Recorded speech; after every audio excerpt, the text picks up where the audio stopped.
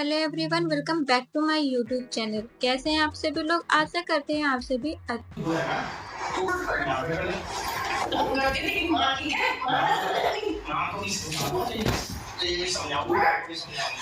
होंगे। Snappy girl को कौन नहीं जानता है। बहुत ही अच्छे यूट्यूबर हैं और बहुत फेमस ही यूट्यूबर हैं। वो बहुत ही अच्छे ब्लॉग भी बनाती हैं। हालांकि सपना की शादी 2 बार हुई थी। पहली शादी उनकी हुई थी, स्नैपी गर्ल की पहली शादी सूरज किसी के साथ हुई थी, जिनसे बहुत ही ज्यादा प्यार करती थी। स्नैपी गर्ल ने एक ब्लॉग अपलोड किया जिसमें वो बहुत ही ज्यादा रो रही हैं और उन्होंने पूरी सच्चाई बताई है।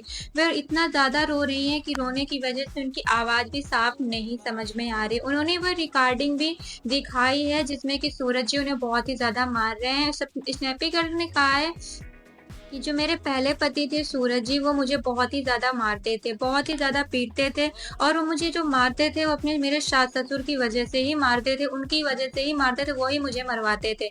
और स्नैपी गर्ल ने ये भी कहा है कि मुझे इतना ज़्यादा मारते थे, मेरा गला दबा देते थे और मुझे बोलने भी नहीं देते थे। जब मैं बचाव के लिए उनका हाथ पकड़ लेती थी, तो वो इतना ज़्यादा कहते थे कि तुमने मेरा हाथ पकड़ा, तेरी हिम्मत कैसे हुई हाथ पकड़ने की? तू मेरा हाथ कैसे पकड़ सकती? इस वज़ह से मुझे और भी ज़्यादा मारते थे।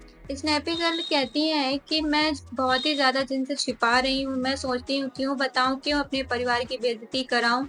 लेकिन हाँ, मेरी जो दूसरी शादी हुई है, मेरी दूसरी शादी जिससे हुई है, उन्होंने मुझे बहुत ही ज़्यादा प्यार किया है। उन्होंने मुझे जीना सिखाया, मुझे आगे बढ़ना सिखाया। लेकिन सूरज जी मुझे इतना ज़्यादा मारते थे, मेरे साथ कुत्तों जैसा सलूक करते थे और इसके बाद जब मेरी दूसरी शादी हुई तो मैं बहुत ही ज़्यादा खुश रहने लगी, क्योंकि क्यों नहीं भूल जाएगा कोई इंसान, क्योंकि इतना ज़्यादा जो कोई मारता हो वो इंसान तो भूल जाएगा ही।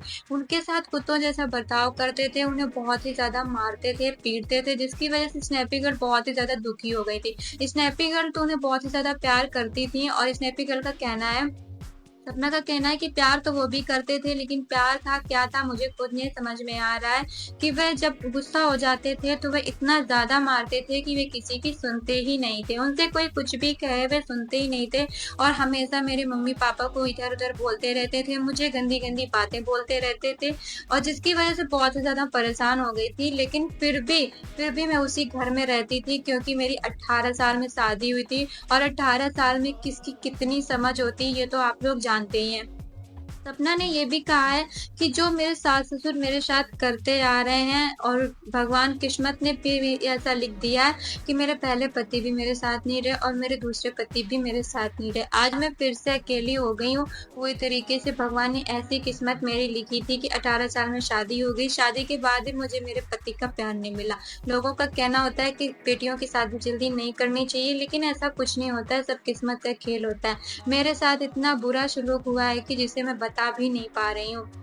स्नैपी गर्ल इतना ज़्यादा रो रही हैं कि ब्लॉग में उन्होंने रिकॉर्डिंग भी डाली है, जिस रिकॉर्डिंग में उनके जो पहले पति हैं वो बहुत ही ज़्यादा उन्हें मार रहे हैं। सूरज जी उन्हें बहुत ज़्यादा मार रहे हैं, बहुत ही ज़्यादा इधर-उधर बोल रहे हैं और स्नैपी गर्ल का ये भी कहना है कि जब वे मारते थे तो गला दबा देते थे और मैं चिल्लाती रहती थी। दादाजी का रूम बगल में ही था, लेकिन फिर भी मुझे कोई बचाने नहीं आता था। मैं चिल्लाती रहती थी, मुझे बचा लो, लेकिन कोई मुझे बचाने तक नहीं आता था।